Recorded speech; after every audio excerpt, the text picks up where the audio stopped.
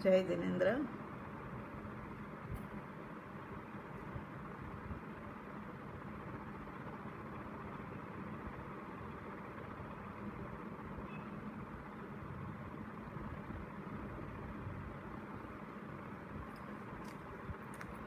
हमारा स्वाध्याय चल रहा है परम कृपालु देव रचित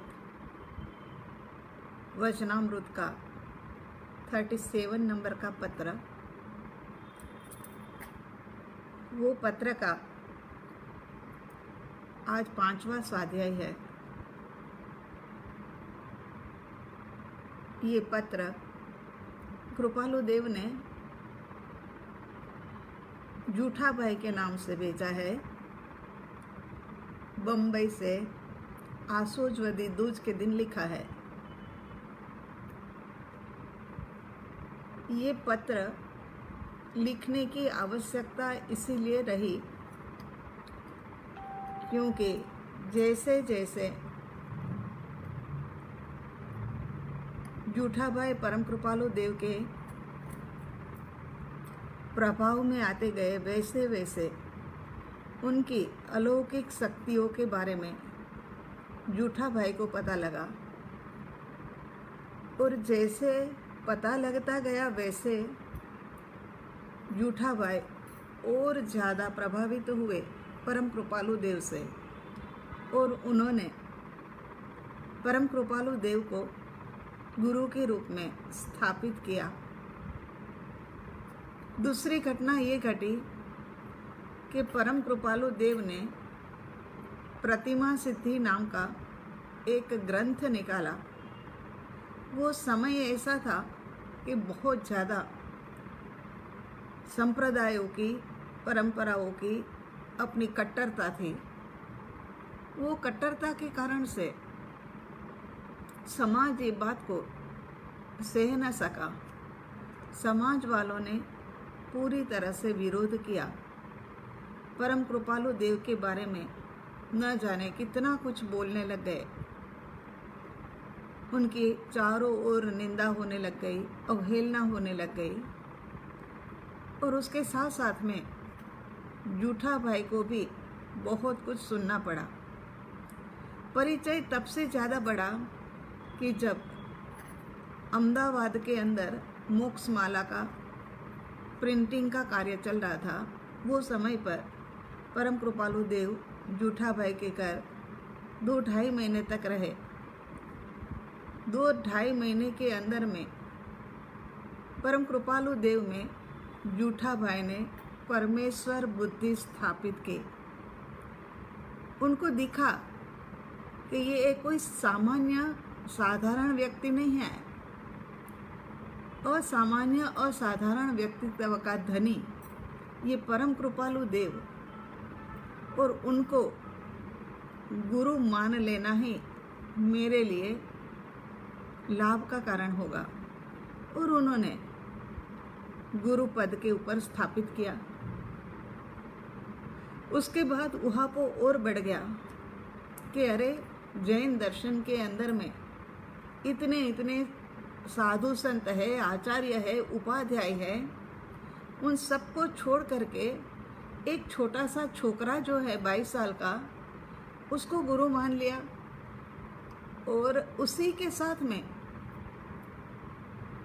परम कृपालु देव की भी इतनी अधिक बुराई होने लग गई। वो जूठा भाई से सही नहीं गई। जूठा भाई को लगा कि परम कृपालु देव इतने नेक व्यक्ति और उनके बारे में इतना कुछ कहा जा रहा है, बोला जा रहा है, वो मेरे से सहा नहीं जाता है।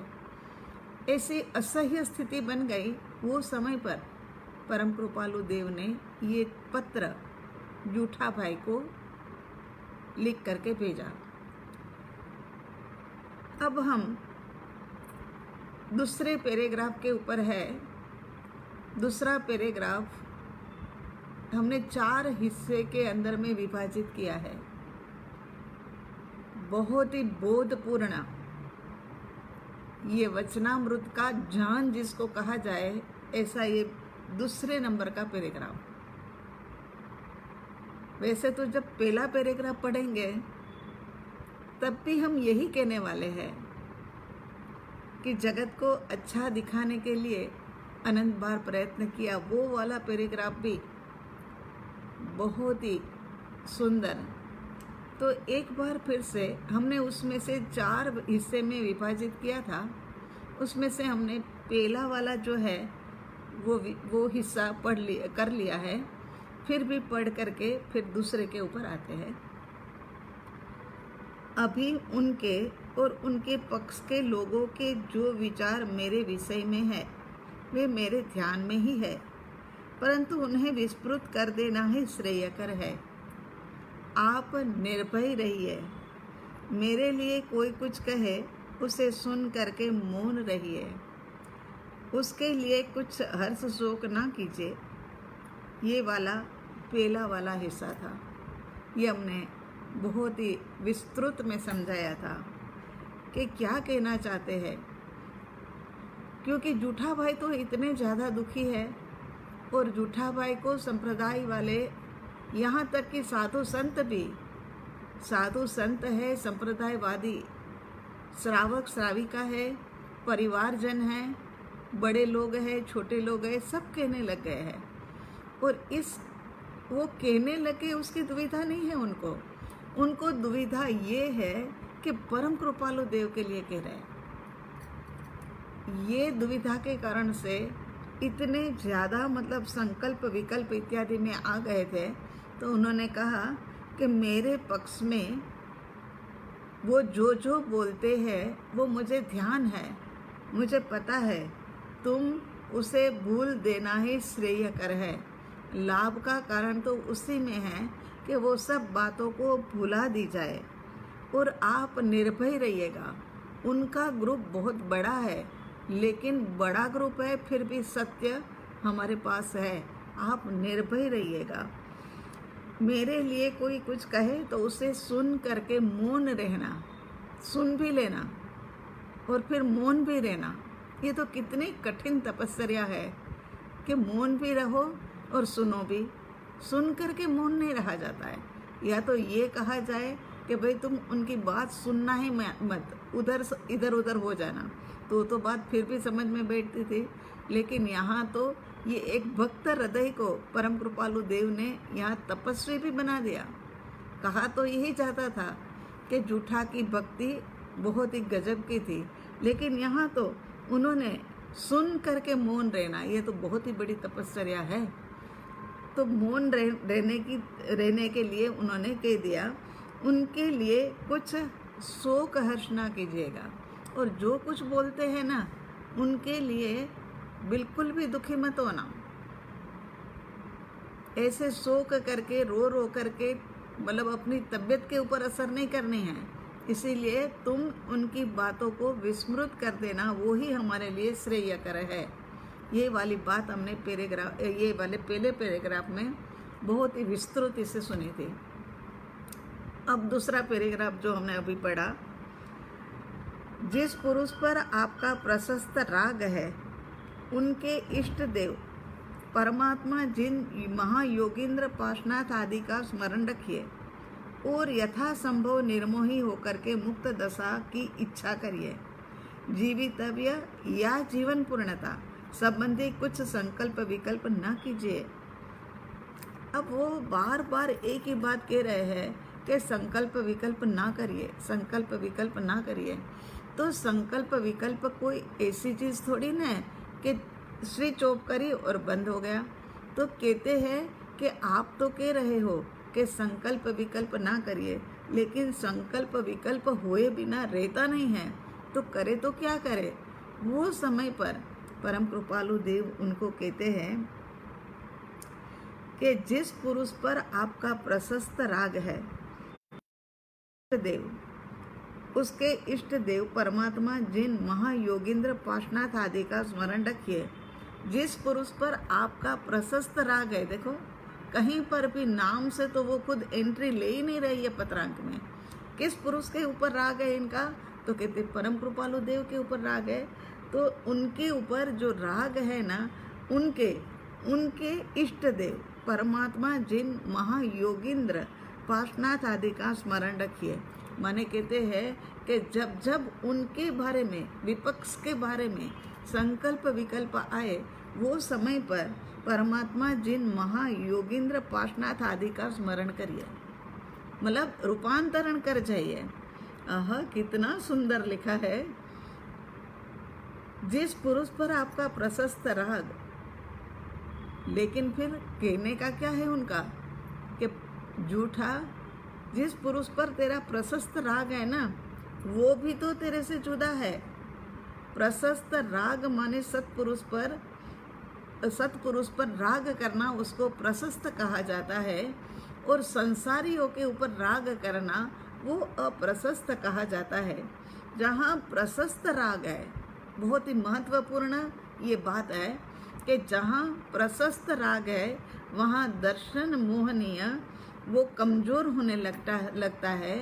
और प्रशस्त राग जो है वो दर्शन मोहनीय को टालने का उपाय भी है। इतना कुछ काम कर जाता है प्रशस्त राग। ऐसा प्रशस्त राग आपको जिस पुरुष पर है, माने कृपालु देव के इष्ट देव कौन है? परमात्मा जिन महायोगिंद्र पार्श्वनाथ आदि का स्मरण रखिए और यथासंभव निर्मोही होकर के मुक्त दशा की इच्छा करिए। जितनी हो सके इतनी, बस अब मैं कब यहाँ से छूटूं।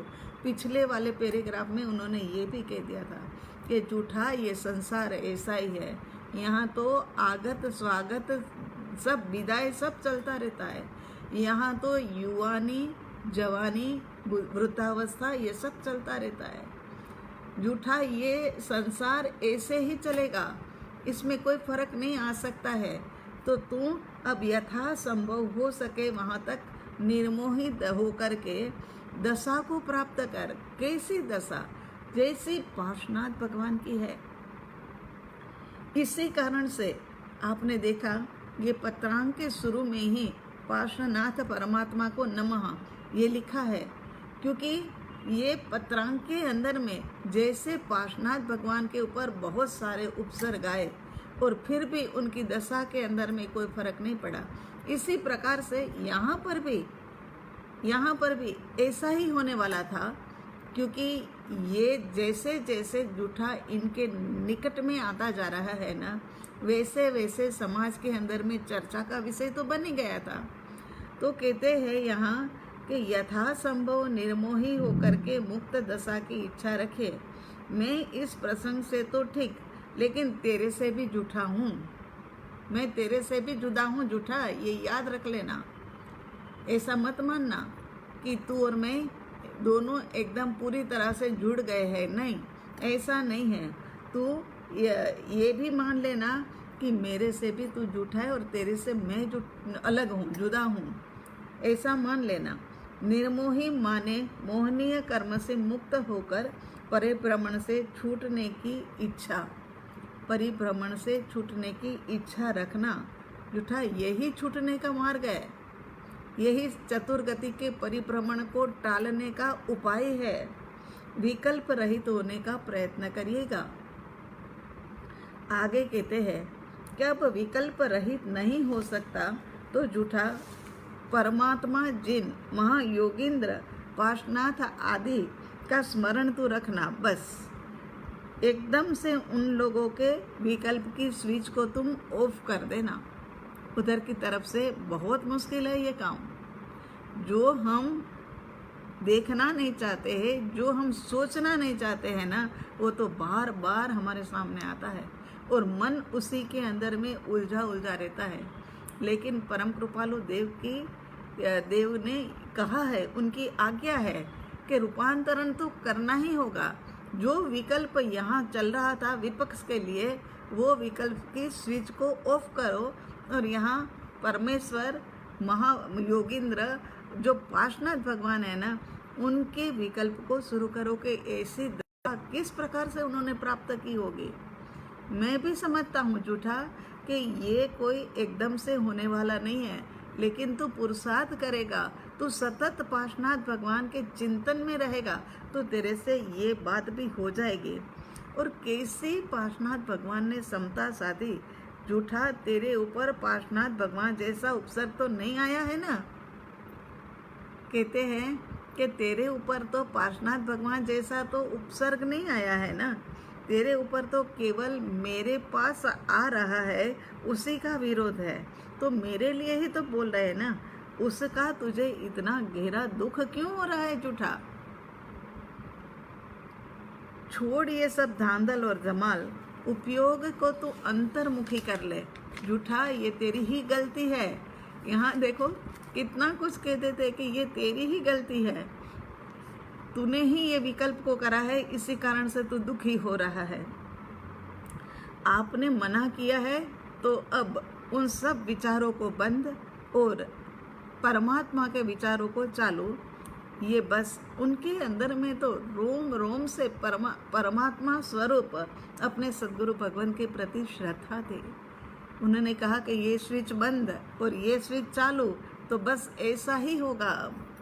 आगे तीसरा वाला पैराग्राफ अपन चालू करते हैं।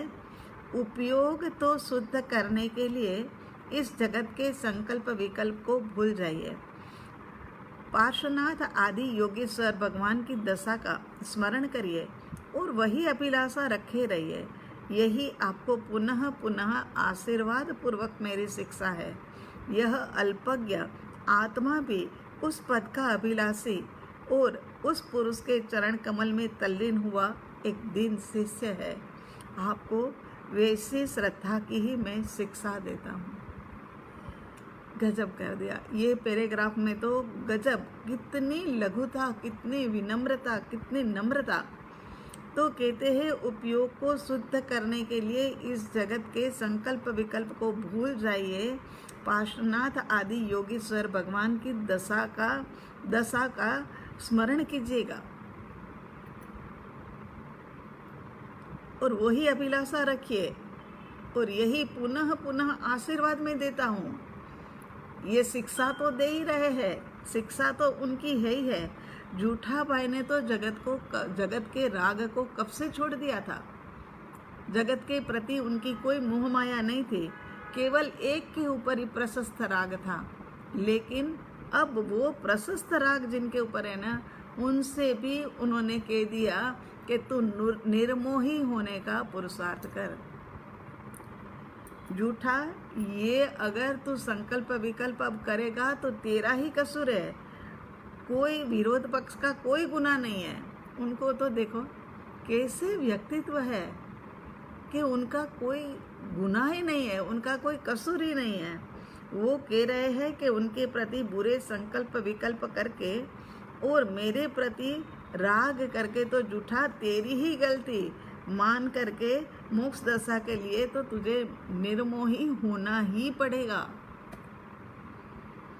महायोगींद्र पार्श्वनाथ भगवान की दशा का विचार कर।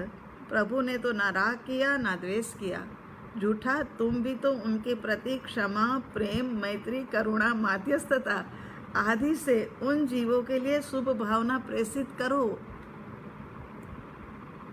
एक तरफ से तो इतना जबरदस्त विरोध पक्ष उनका विरोध करे जा रहा है और उन्हीं के लिए ये देखो ऐसे ही होते हैं। ये जो एकावतारी जीव होते हैं वो ऐसे ही होते हैं। अब देखो क्या कह दिया उन्होंने कि तू तो झूठा उनके प्रति क्षमा, प्रेम, मैत्री, करुणा, माध्यस्थता आदि से उन जीवों के लिए शुभ भावना प्रेषित कर, मंगल मैत्री करने के लिए कह रहे हैं। और झूठा, यही संबर और निर्जरा का मार्ग है। कितना बड़ा काम करता है ये मंगल मैत्री। मंगल मैत्री जो करता है, क्षमा, प्रेम, मैत्री, करुणा, माध्यस्थता, उनके माध्यम से ये संवर और निर्जरा का राजमार्ग खुलता है। जगत को विस्मृत करना यही तो मोक्ष मार्ग है झूठा। जगत को तो तुझे विस्मृत करना ही होगा। तू जगत को विस्मृत कर और तू अंतर्मुखी दशा के अंदर में जा। यहाँ पर वो मेरा तुझे आशीर्वाद भी है। देखो जैसे एक पिता पुत्र को समझाते हैं ना, इसी प्रकार से पिता पुत्र की तरह ही वो अपने जूठा भाई को भी समझा रहे हैं और कह रहे कि जूठा तू समझ जा, तू तेरी गलती मान ले, उनके प्रति तो प्रेम क्षमा इत्यादि का जो व्यवहार करना है ना, ऐसा व्यवहार करके शुभ भावना मंगल भावना उनको प्रेषित कर दे, वहाँ पर भेजना शुरू कर दे। जूठा उपयोग करने के लिए संकल्प विकल्प का रूपांतरण करने का पुरुषार्थ करना। जैसे ही संकल्प विकल्प लंबा चले तुरंत जूठा पार्श्वनाथ भगवान का स्मरण करना, पार्श्वनाथ भगवान की दशा का स्मरण करना। बार बार कह रहे कि पार्श्वनाथ भगवान की दशा का स्मरण करना कि इतने इतने उपसर्ग उनके ऊपर 10-10 जन्मों तक चलते रहे तो यहाँ उनकी कैसी दशा होगी। और मैं कैसा तुच्छ मानवी कि जरा जरा सी बातों में रोने बैठ जाता हूँ, रात भर जगता रहता हूँ, नींद आती नहीं है, क्योंकि मेरे परम कृपालु देव के लिए किसी ने कुछ कह दिया। ये सतगुरु के लिए अंदर से जो एक उमड़ उमड़ करके भावना आती है ना, ये जिनको आती है ना वही समझ सकता है। शुद्ध उपयोग करने के लिए तो 2 ही स्थान है जूठा। मैं तेरे को 2 ही स्थान बताता हूँ, एक तो आत्मा के अंदर में ठहरना और दूसरा परमात्मा के का संकल्प विकल्प करना। उसके अंदर में तू स्थिर होने से, आत्मा परमात्मा में स्थिर होने से एक प्रकार की सशक्त अनुमोदना भी हो जाएगी। और आगे क्या कहते हैं सुनिए, वैसे तो झूठा अनुमोदना एक प्रकार की ईर्ष्या भी है। अनुमोदना करना ये एक प्रकार की ईर्ष्या भी है। हम भी तो करते हैं ना अनुमोदना, मगर कहते ईर्ष्या भी है कि मैं उनके जैसा कब बनूं। ये तो भीतर की एक भावना है, मगर कहते हैं कि ये हमारे भीतर में जो एक चल रही है ना कि भाई मैं कब बनूं, मैं वो मेरे से आगे है, मैं उनसे पीछे हूँ। ये बात एक ईर्ष्या का भी कारण बन सकता है, ईर्ष्या भी है। मैं उनके जैसा कब बनूं, ये भावना है। यही तो अनुमोदना करने का तात्पर्य है ना हमारा, यही है तात्पर्य तो। और अनुमोदना ही भीतर के अंदर में संवेग भी बढ़ाता है। अनुमोदना ईर्ष्या का कारण भी है, मैं कैसे उनके जैसा बनूं, ये बात भी भीतर में उठती है। वो समय पर ये संवेग भी बढ़ाता है।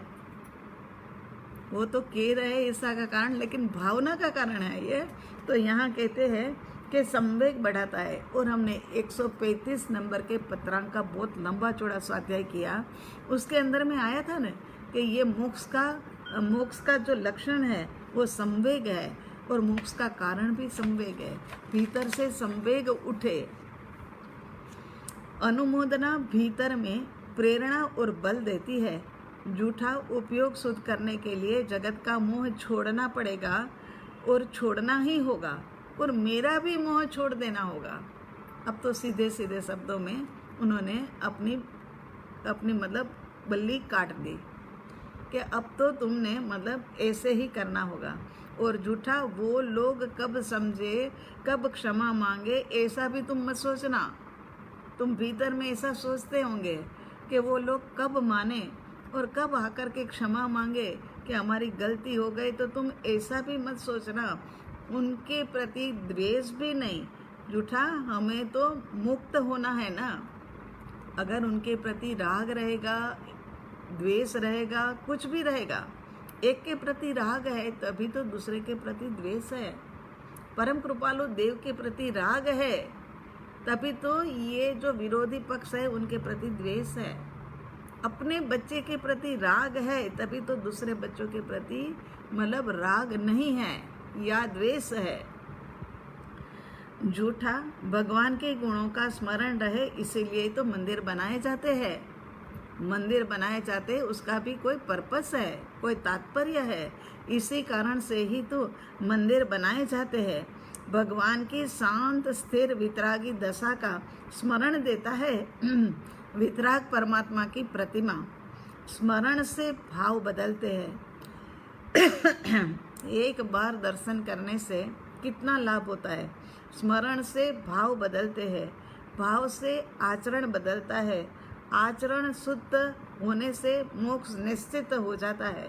परमात्मा के दर्शन करके न जाने कितने ही भवी मिथ्यात्वी जीव होते हैं, वो समकीर्ति जीव हो सके हैं। परमात्मा का दर्शन करके समकीर्ति जीव जो होते हैं वो छठे सातवें गुणस्थानक में पहुँचते हैं। और झूठा, तुझे क्या बताऊँ मैं, अप्रमत्त स्थिति को प्राप्त करके छठे सातवें गुणस्थानक से वो आगे बढ़ते हुए श्रेणी के ऊपर चढ़ना शुरू कर देते हैं, मोक्ष के निकट निकट जाना शुरू कर देते हैं। और श्रेणी चढ़ते हुए बढ़ते भाव के कारण से उनका मोहनीय कर्म जो है ना वो क्षीण हो जाता है, और मोहनीय कर्म क्षीण करके वो केवल ज्ञान को प्राप्त करते। झूठा, ये पूरा मार्ग ऐसा है, ये हम सबको कह रहे हैं, ये पूरा मार्ग ऐसा है।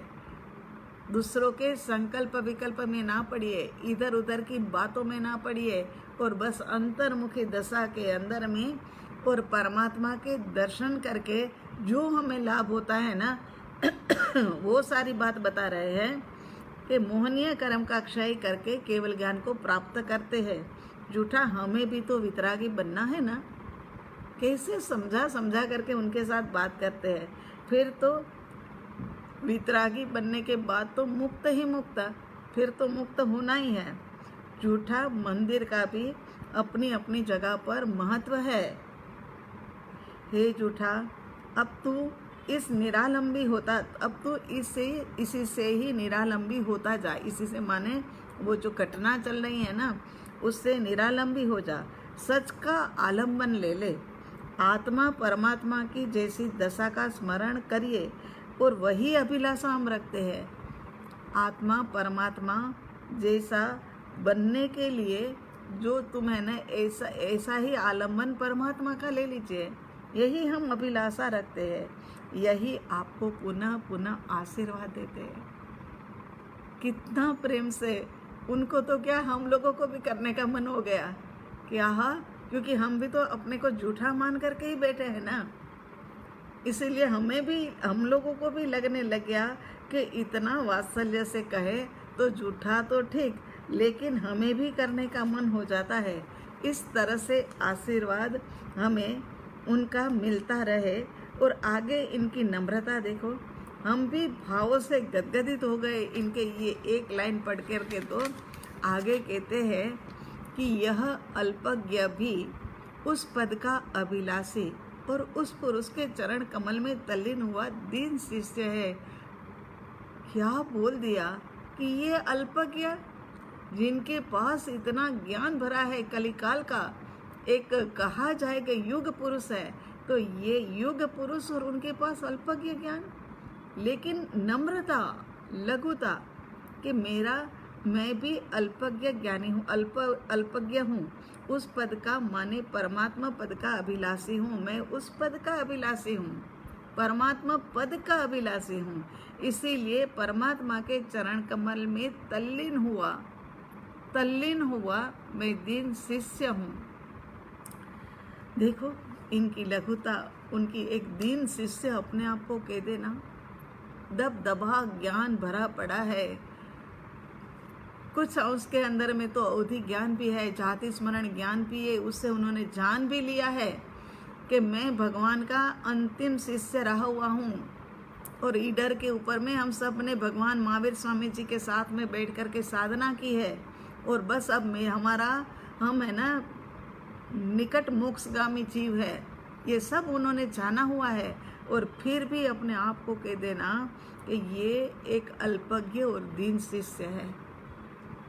बस ऐसी दीनता, ऐसी नम्रता, ऐसी लघुता हमारे भीतर में भी आए।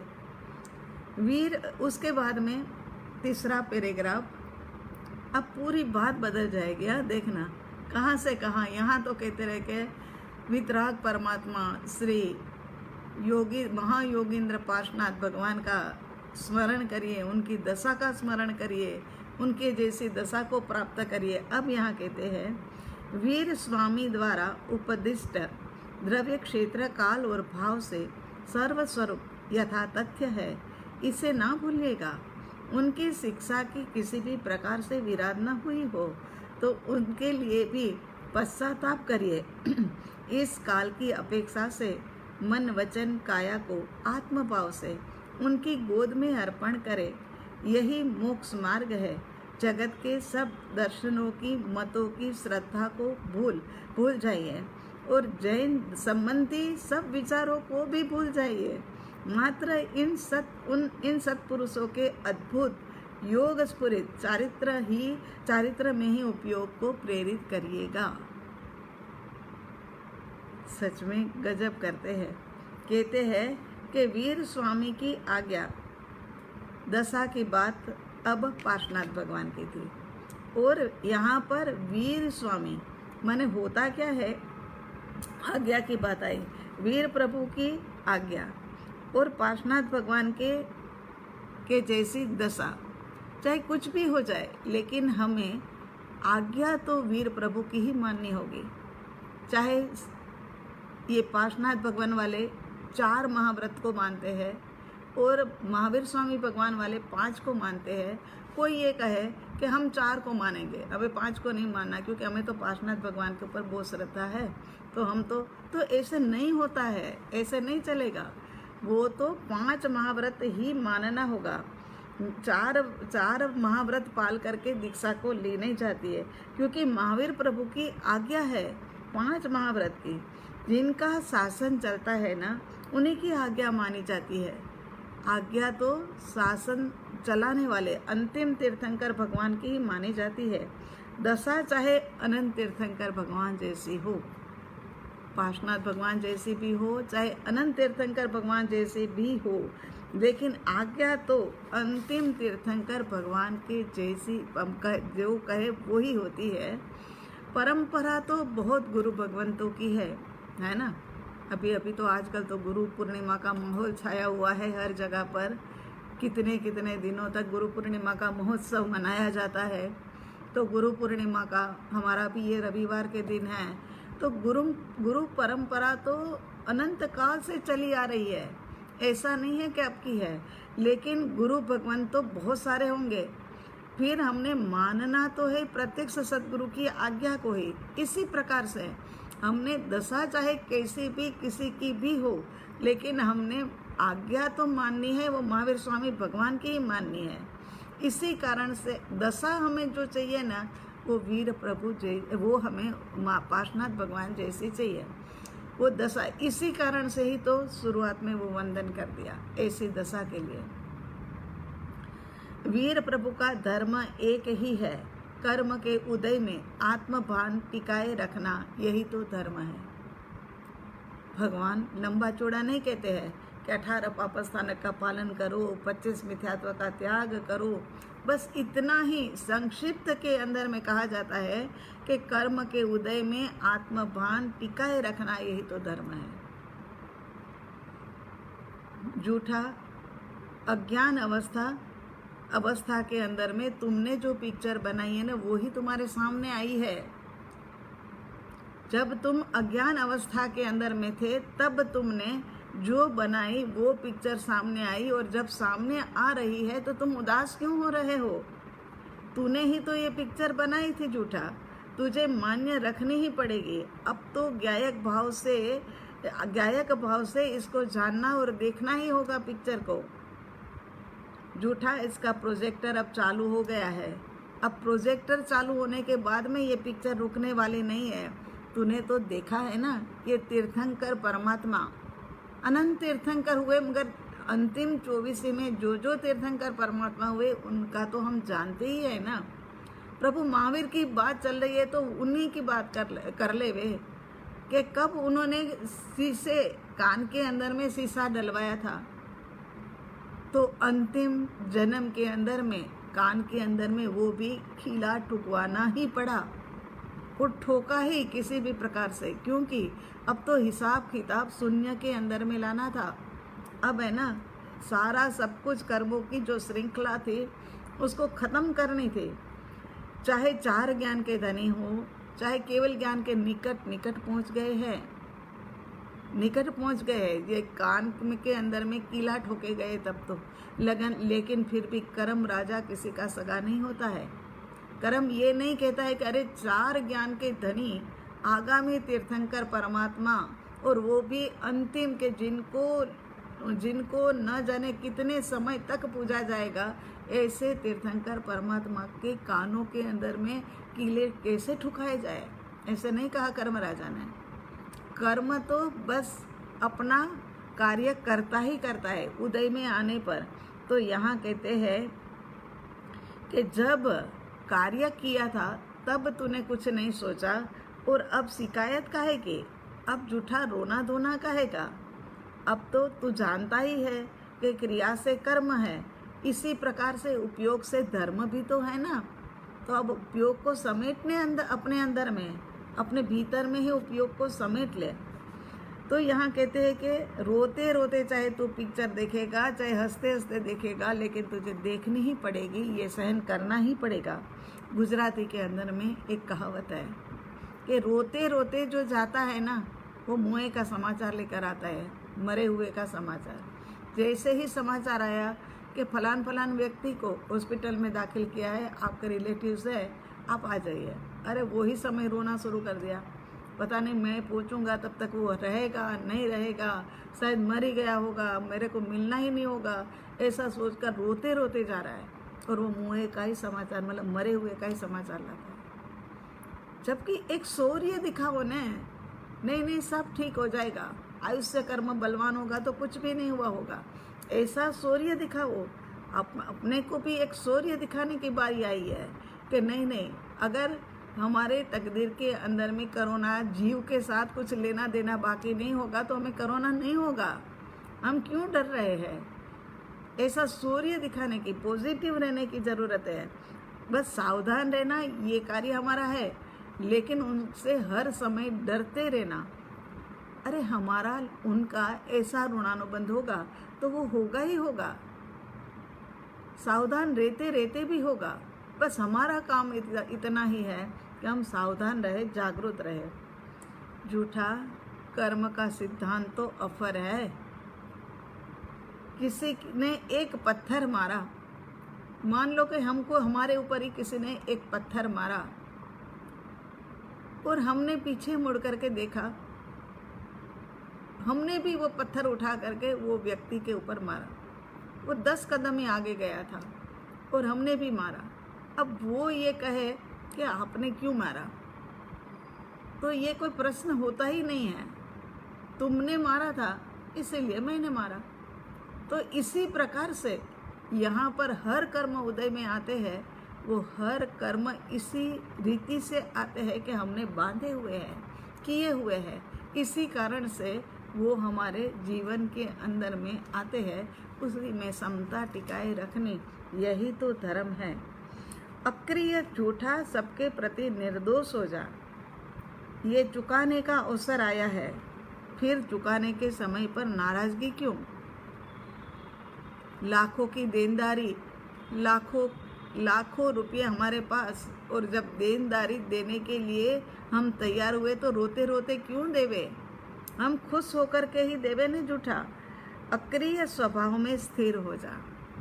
अक्रिय स्वभाव के अंदर में, क्योंकि आत्मा कुछ भी करता नहीं है, आत्मा तो केवल जानता और देखता ही है। ये करने का स्वभाव जो है ना, ये तो ये मन वचन काया का है, बुद्धि का है। ये सब काम जो है ना, पर है ना, जो इसको संभालने वाला वो अभी राजा बन करके बैठ गया है और ऊपर नीचे का अच्छा बुरा काम करता रहता है। तो कहते हैं अक्रिय स्वभाव में स्थिर हो जा, फिर भी उनकी विराधना हुई हो तो पश्चाताप करना। माने परमात्मा की आज्ञा की विराधना हुई हो। परमात्मा ने, वीर परमात्मा ने तो, महावीर स्वामी भगवान ने तो यही कहा है कि न राग न द्वेष, और फिर भी तुम्हारे से राग और द्वेष हो गया हो तो तुम पश्चाताप करना। और एक तो वही सब अवर्णवाद बोल रहे हैं, उनको भी, उनका भी प्रायश्चित कर लेना। माने कहते देखो, प्रायश्चित करने के लिए तो उनको कहना चाहिए, उसकी बजाय यहाँ पर झूठा भाई को कह रहे हैं कि तुम प्रायश्चित कर लेना। उसके बदले में झूठा भाई उनके सामने है तो उनको ही कहा गया, मतलब उनके मानस में तो है ही है ना, चाहे सामने नहीं है, लेकिन जो लिखना था वो लिख दिया कि उनके प्रति तुम जरा भी दुर्भाव मत रखना। काल के अपेक्षा माने मेरा उदय काल ऐसा सोचकर तन मन वचन को आत्मभाव से उनकी माने परमात्मा की, उनकी लिखा है ना, तो परमात्मा की गोद में अर्पण कर देना और अयोगी बनने का पुरुषार्थ करना, यही तो मोक्ष मार्ग है झूठा। काल की अपेक्षा मन वचन काया को आत्मभाव से उनकी गोद के अंदर में माने वीर परमात्मा की गोद के अंदर में अर्पण कर देना सब कुछ माने गहरा प्रायश्चित कर लेना, यही तो मोक्ष का मार्ग है। केवल जिन्होंने आत्मानुभव किया है ऐसे सत्पुरुषों के सत्य चरित्र के अद्भुत योग स्फुरित चारित्र में ही उपयोग कीजिएगा। लिखते हैं ना कि सत्पुरुषों के अद्भुत योग स्फुरित चारित्र में ही उपयोग को प्रेरित करिएगा, क्योंकि वो है ना जिस मार्ग से हम निकल रहे हैं ना, वो मार्ग से वो निकले हुए हैं। इसी कारण से वो जो लिखते जा रहे हैं ना, वो पीछे पीछे का जिस मार्ग के ऊपर आगे हमने आना है ना, उसी के बारे में लिखते जा रहे हैं। तो उनके अद्भुत अद्भुत जो है वो योग स्फुरित चारित्र के अंदर में ही उपयोग रखिएगा। आगे क्या कह देते हैं, हायला ये तो सच में गजब है। देखो, जैन संबंधी विचारों को भी भूल जाइए। देखो, अभी तक तो तीर्थंकर परमात्मा जैसी दशा, पार्श्वनाथ भगवान जैसी दशा, वीर प्रभु की आज्ञा, ये सब बातें चल रही थी, और इतनी देर के अंदर में तो जैन दर्शन को तो भूल ही जाना। तो क्या पार्श्वनाथ भगवान कोई मुसलमान में हुए हैं? पार्श्वनाथ भगवान का हिंदू में हुए हैं? वीर प्रभु जो है वो क्या क्रिश्चियन में हुए हैं? ये पता नहीं, सच में ये एक योगी भी है कि सच में ही योगी है। जैन संबंधी विचारों को भी भूल जाइए। मात्र उन सत्पुरुषों के योग स्फुरित चारित्र में ही उपयोग रखिएगा। जगत के सब मत दर्शनों को भूल जाइए। यहाँ तक तो समझ में आता है। चलो, ये बात तो समझ में आई कि जगत के सब दर्शनों को भूल जाना, लेकिन जैन दर्शन को भूल जाना, कहने का तात्पर्य ये है कि जैन दर्शन जो आज वर्तमान में चल रहा है, संप्रदाय वाला, जो मतलब एक संप्रदाय वाला एक जो समूह मिलकर के कार्य कर रहा है, उसके अंदर में कहीं पर भी आत्मा की बात नहीं है। ऐसे संप्रदायवादी जो धर्म है जैन दर्शन का, उसको तो भूल जाना।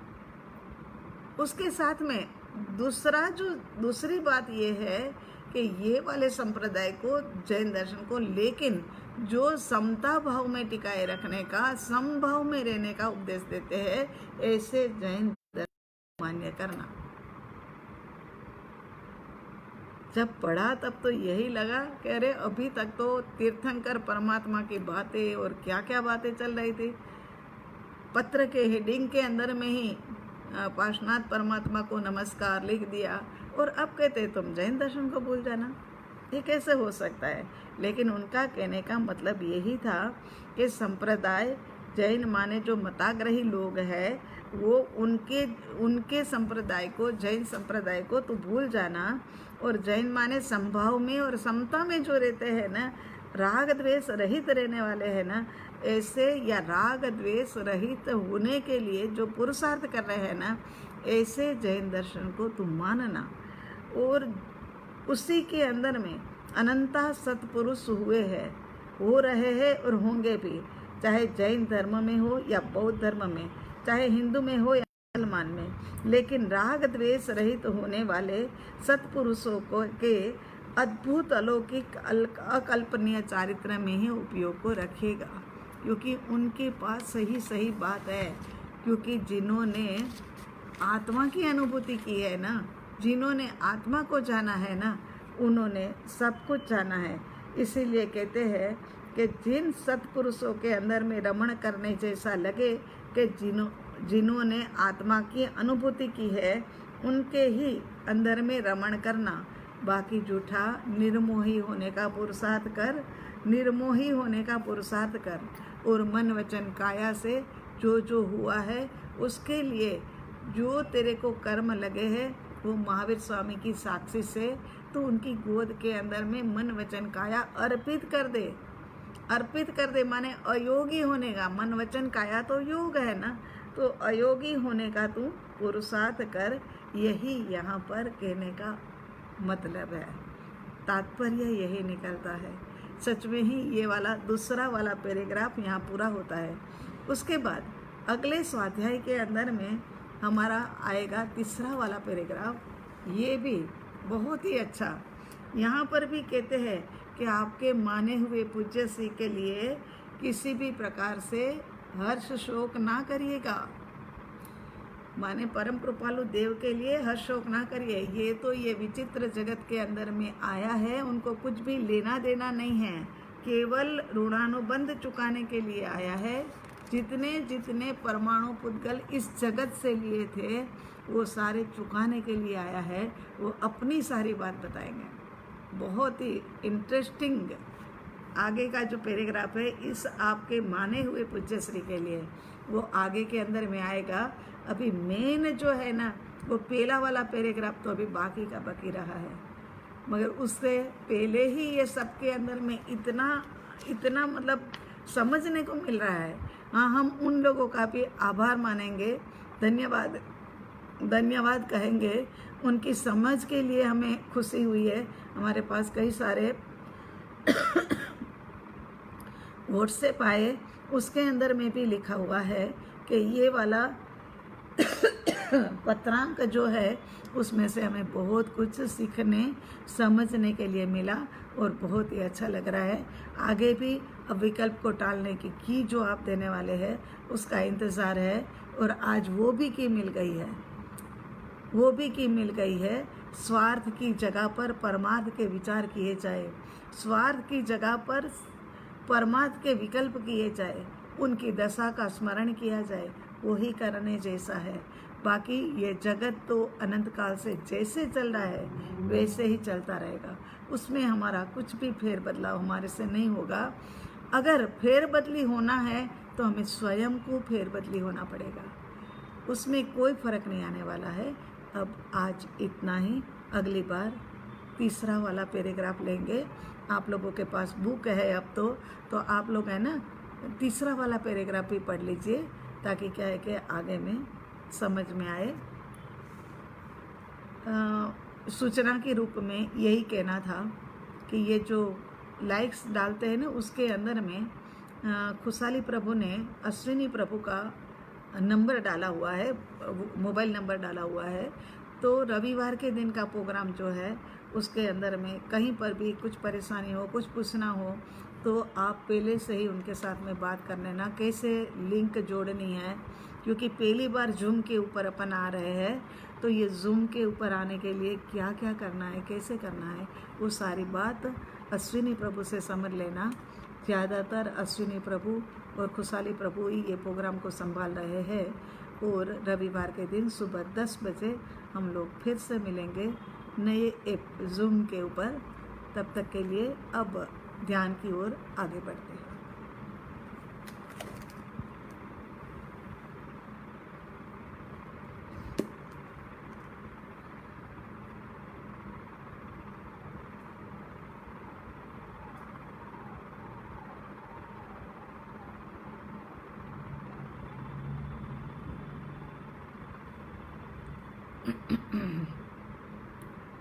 ध्यान साधना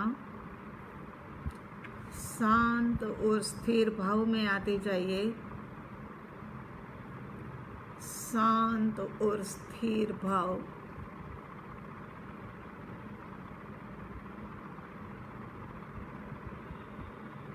देव गुरु की आज्ञा लेकर के सरल आसन, आंखें बंद, रीढ़ की हड्डी सीधा,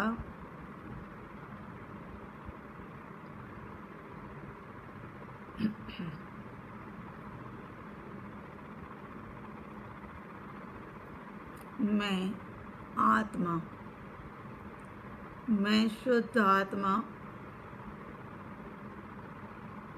मैं शुद्ध आत्मा, लेकिन प्रगाढ़ अज्ञानता के कारण से आज दिन तक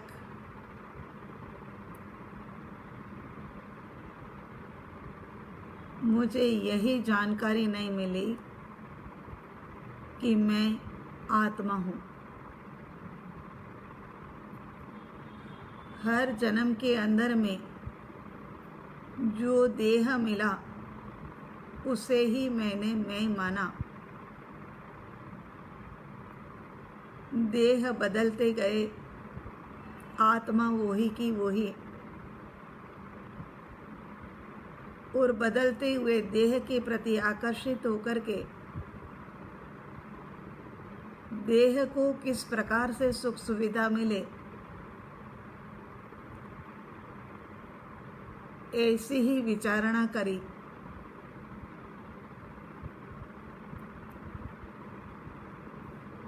देह कैसे रुष्ट पुष्ट बना रहे, देह की संज्ञाएं, आहार संज्ञा, मैथुन संज्ञा इत्यादि से कैसे तृप्ति मिले, उसी में अनंत काल बिता दिया। न जाने प्रबल प्रबल पुण्य का उदय हुआ और सत्य शब्द सुनने को मिला, जानने को मिला, समझने को मिला। बस केवल अनुभूति तक पहुंचने के लिए पुरुषार्थ चल रहा है कि मैं आत्मा हूँ, मैं आत्मा। ज्ञानी पुरुष कहते हैं कि जिन्होंने एक बार गहरी श्रद्धा कर ली कि मैं आत्मा हूँ, वो व्यक्ति अवश्य मुक्ति को प्राप्त करेगा। सिद्धालय में पहुंचेगा, अनंत अनंत काल तक अनंत अनंत सुख प्राप्त करेगा। जो जीव भवी होता है उसे ही पुण्य के उदय से मैं आत्मा हूँ ये शब्द सुनने को मिलता है। अपने आप को महाभाग्यशाली समझते हुए शांत और स्थिर भाव में आते जाइए। मैं आत्मा हूँ उसका अनुभव करने के लिए दिन में से कुछ मिनटें निकालनी होगी और पुरुषार्थ के माध्यम से स्वयं में अंतर्मुख होना पड़ेगा। जैसे जैसे अंतर्मुखी दशा आती है वैसे वैसे राग द्वेष रूपी भाव, विषय वासना रूपी विकार, ये सब कम होने लगता है। बस हमें भी उस दिशा में अग्रसर होकर के आत्मा परमात्मा का ऐक्य स्थापित करना है, परमात्मा दशा को प्राप्त करनी है। ज्ञानी भगवंत की आज्ञा को मान करके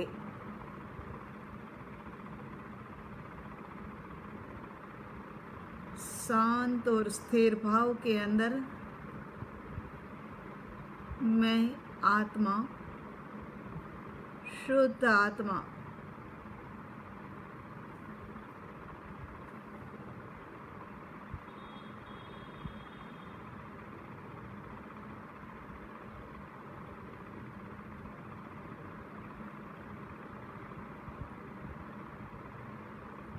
शांत और स्थिर होने के बाद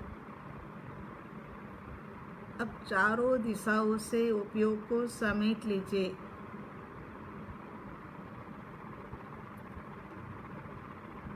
अज्ञानतावश उपयोग बाहर के अंदर में फैलाया कि मुझे बाहर से सुख मिले,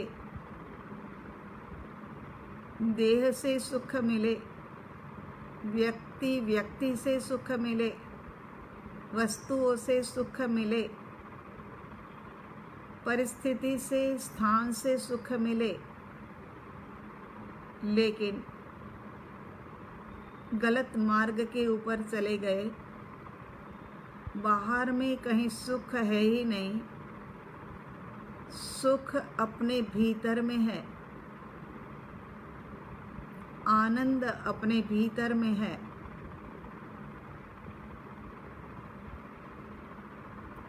उपयोग को बाहर फैलाया था सुख के लिए। अब ज्ञानी पुरुषों ने कहा बाहर में सुख नहीं है, तो उपयोग को कुछ समय के लिए अंदर में समेट करके देखते हैं कि अंतर्मुखी दशा में क्या सुख पड़ा है। आओ अंतर्मुखी दशा में देखो, देह को छोड़ा नहीं जाता है यूं, व्यक्ति को भी छोड़ नहीं सकते हैं, वस्तुओं के बिना भी कार्य नहीं चलता है, परिस्थिति तो कर्माधीन दशा है और स्थान भी चाहिए, लेकिन इन सब के प्रति जो ममत्व भाव है उसे हटाना होगा। हर समय केवल बस यही, ये किराए का मकान, उसी में रहता हुआ ये शरीर भी किराए का मकान, कुछ समय के बाद में ये भी छोड़ना होगा। देह भी छूटेगा, स्थान भी छूटेगा, व्यक्ति भी ऋण के कारण से मिली है वो भी छूटने वाली, वस्तुएं भी छूटेगी। तो राग द्वेष करके कर्म क्यों बांधे? जितनी आवश्यकता है उतना उपयोग कर लिया जाए। आवश्यकता अनुसार उपयोग ये भी तीर्थंकर परमात्मा ने धर्म बताया है। यत्ना शब्द के करके यत्ना पूर्वक जीवन जीना ये भी धर्म है। तो उपयोग को समेट लीजिए। इस वक्त उपयोग को बाहर फैलाने की कोई आवश्यकता नहीं है। उपयोग सारा भीतर भीतर ले आइए, इसी देह के भीतर, इसी देह में विद्यमान परमात्मा स्वरूप आत्मा, जिनका अनुभव करना है, जिनसे मिलन करना है, उनके पास जाना होता है। ऊर्जा को समेट करके अंतर्मुखी दशा में आ जाए।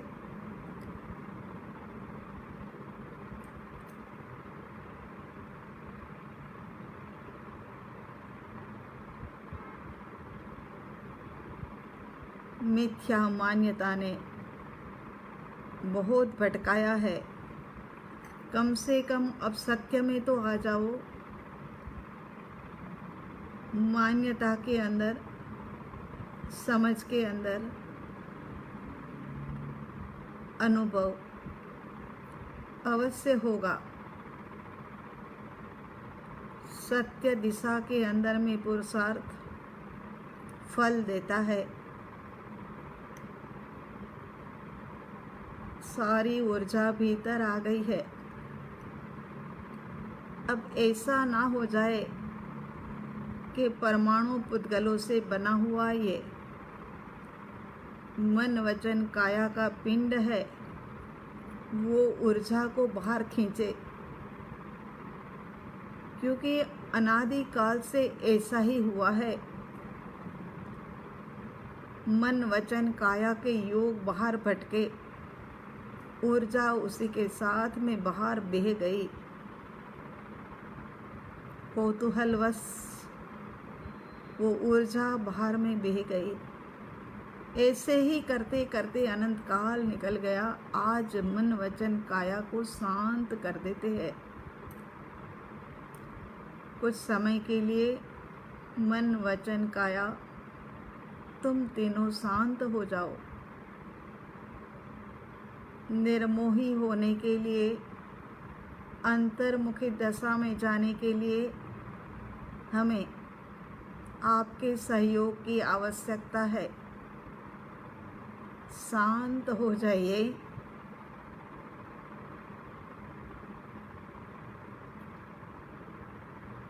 चित्त बुद्धि अहंकार, संकल्प विकल्प विचार सब शांत हो जाओ। एक गहरी शांति का अनुभव, गहरी शांति।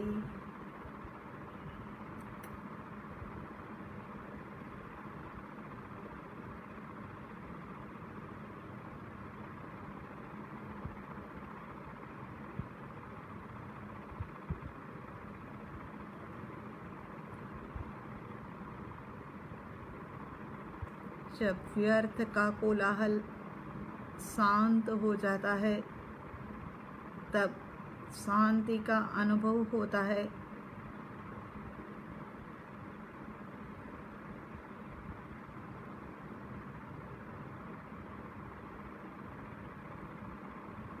शांति का अनुभव करते हुए अपने लक्ष्य को निर्धारित और 3 बार दोहराइए।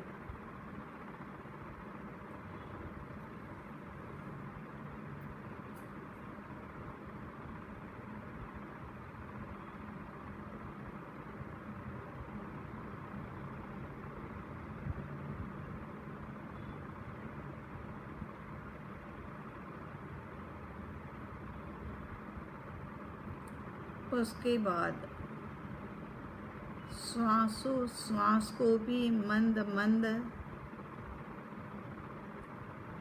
और वेद ज्ञान के मार्ग के ऊपर आ जाइए। सबसे पहला वेद ज्ञान श्वास से।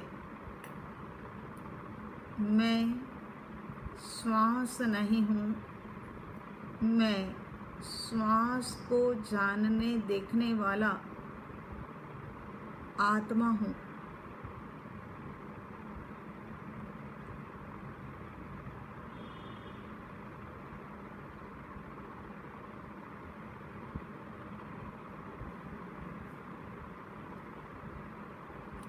लंबे गहरे मंद श्वास।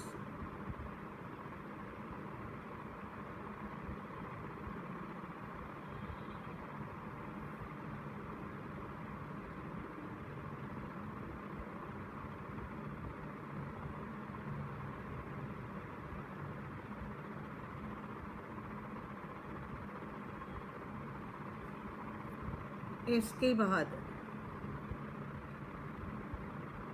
सहस्रार से लेकर के पैरों के तलवे तक पूरे देह प्रमाण जहाँ जहाँ चमड़ी है उसी के नीचे में अंतर्मुखी में आत्मा प्रदेश फैले हुए है। एक एक आत्मा प्रदेश में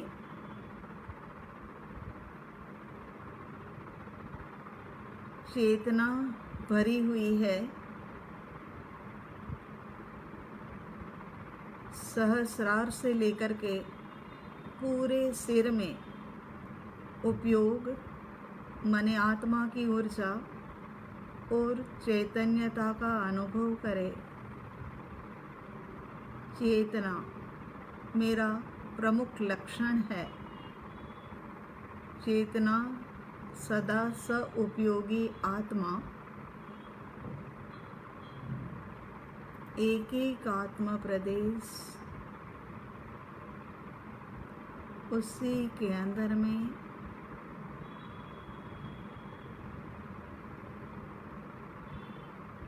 चैतन्य रस। आहा,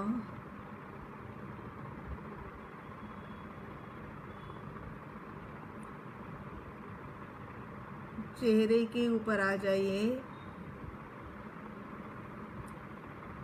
लेफ्ट कान से लेकर के नीचे ठोड़ी से होकर के राइट कान की ओर, माथा माने कपाल और लेफ्ट कान, इसी प्रकार से गोलाकार में आत्मा का उपयोग, उसे घुमाते फिराते अनुभव करे। आत्म प्रदेशों में रही हुई चेतना का उपयोग माने एक आत्मा की ऊर्जा, उपयोग जो आज दिन तक बाहर जाता था और जगह जगह से राग और द्वेष के अनंत परमाणु पुद्गल लाता था, वो उपयोग आज हमने अंतर्मुखी दशा में उपयोग कार्यरत रहता है। विश्वक्त आत्म प्रदेशों में चेतना रही हुई है, उसका अनुभव कर रहा है।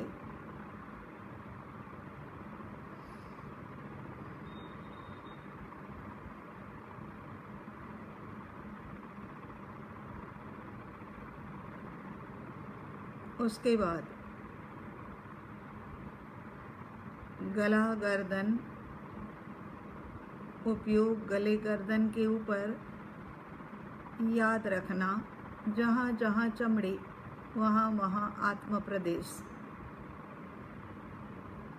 इसी कारण से कहा जाता है कि आत्मा अरूपी है।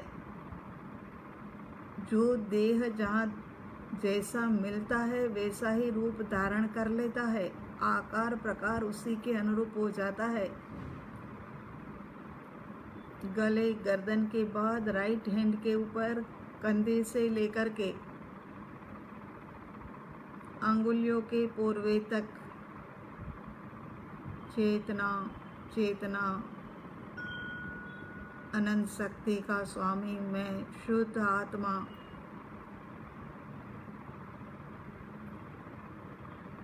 मैं थकता नहीं हूँ, मैं बिगड़ता नहीं हूँ, मैं मरता नहीं हूँ, मैं शुद्ध चैतन्य घनपिंड। लेफ्ट हैंड के ऊपर लेफ्ट हैंड के ऊपर राइट से लेफ्ट हैंड की तरफ अंगुलियों से लेकर के कंधे तक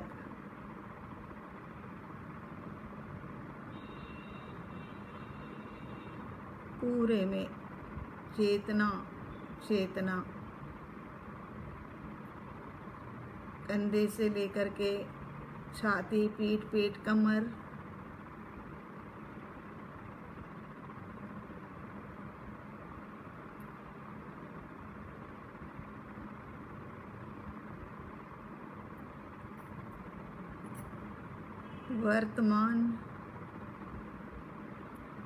वर्तमान में रहकर के वर्तमान की क्रिया कार्य जो चल रहा है उसी के अंदर में रहिए। ना भूत ना भविष्य,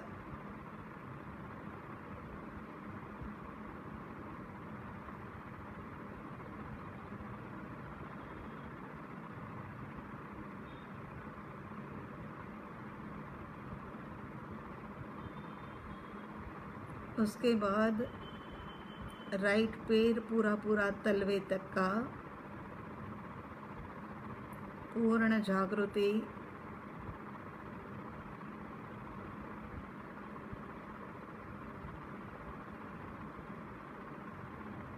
भूत और भविष्य काल आर्द्र ध्यान रौद्र ध्यान में ले जाएगा। वर्तमान धर्म ध्यान में लेफ्ट पैर के ऊपर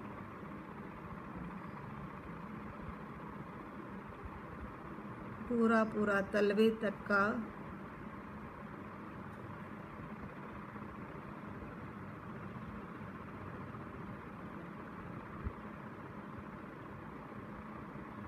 हर जगह पर उपयोग रूपी सर्च लाइट ने घूम फिर करके आत्म प्रदेशों में रही हुई चेतना का अनुभव करने का पुरुषार्थ किया।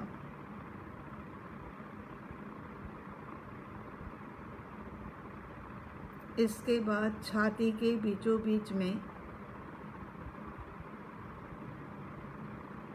अनाहत केंद्र की गहराई में गहरे गहरे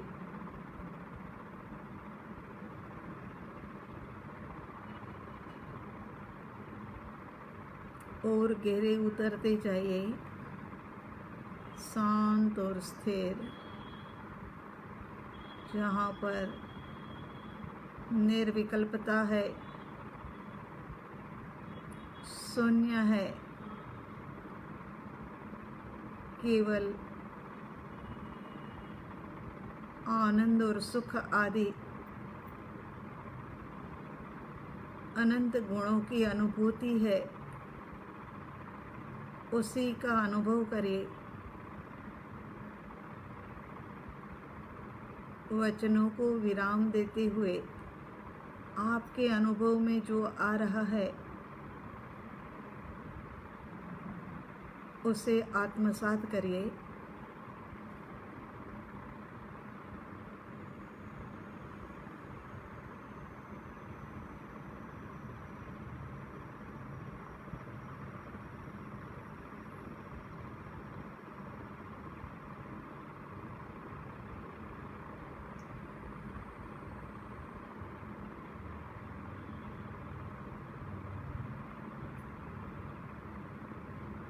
मैं आत्मा परमात्मा स्वरूप आत्मा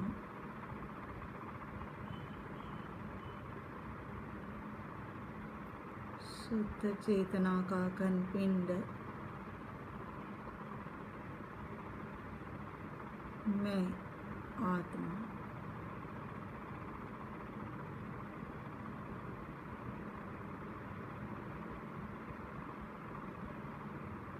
देह पिंड है, आत्मा कणपिंड है।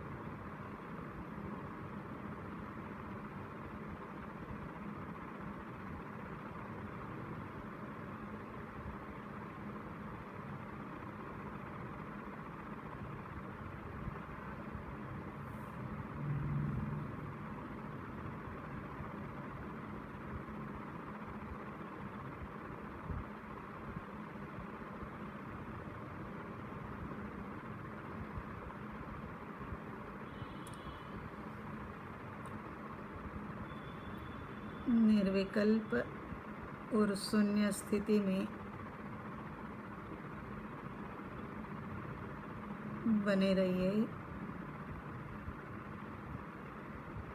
सूक्ष्मता पूर्वक जानिए, अवश्य अनुभव हो रहा है।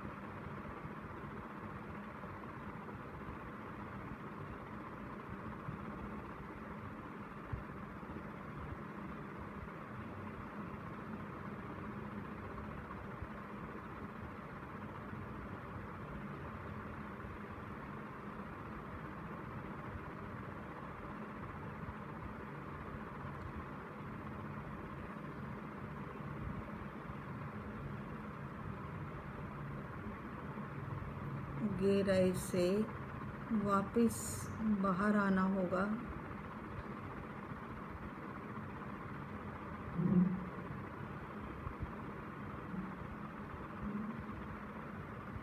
श्वास के ऊपर आ जाइए। यहाँ पर 2 मिनट के लिए जागृति पूर्वक का भेद ज्ञान,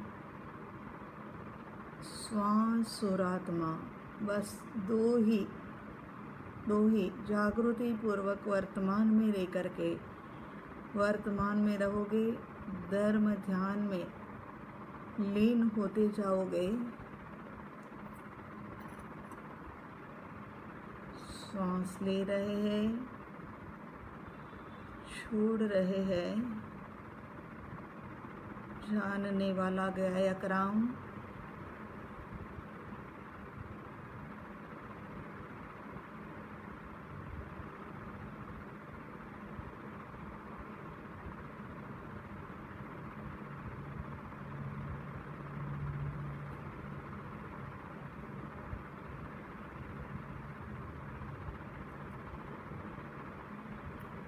मैं आत्मा जानने देखने वाला जान देख रहा हूँ श्वसन कार्य को।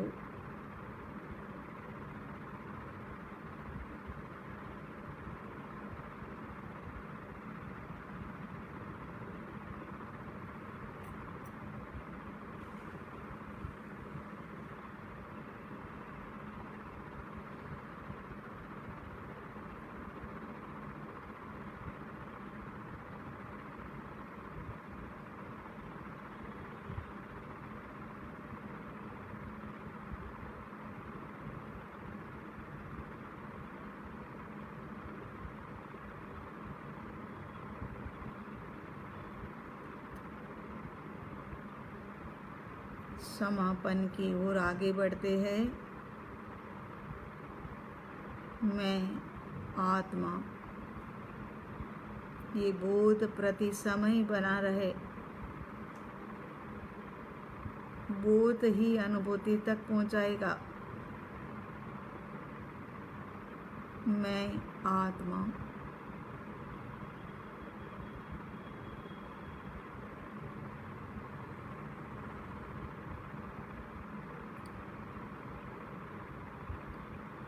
ओंकार बिंदु संयुक्तम् नित्यं ध्यायन्ति योगिनः कामदं मोक्षदं चैव ओंकाराय नमो नमः। ओंकाराय नमो नमः।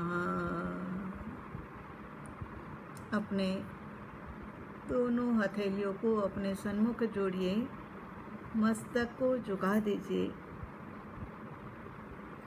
अनंता सिद्ध अरिहंत पूर्व प्रत्यक्ष धर्मगुरु भगवंत को अनंत अनंत वंदन नमन करने के पश्चात सभी जीवों के प्रति मंगल मैत्री। हे प्रभु, जगत के सभी जीव आदि व्याधि उपाधि में पड़े हैं, उन सबको समाधि मिले, यही मंगल भावना मंगल मैत्री करते हैं। दोनों हथेलियाँ आँखों के ऊपर। हे प्रभु, दृष्टि की निर्मलता, निर्मल दृष्टि, ताकि राग नहीं, द्वेष नहीं, संभाव में टिकी रहे और कर्म निर्जरा होती रहे। यही प्रार्थना करते हुए पूरे चेहरे में हथेलियों को घुमाते फिराते साधना संपन्न करिए। ओम अरिहंत, ओम शांति। विश्व के धरातल पर जितने भी जीव है, उन सभी जीवों के अंदर में विद्यमान शुद्ध आत्म तत्व को हमारा कोटि कोटि नमन, कोटि कोटि नमन स्वीकार करे। साधना संपन्न। सर्वमंगल मांगल्यम सर्वकल्याण कारणम प्रदानम सर्वधर्मानां जैनम जयति शासनम, जैनम जयति शासनम।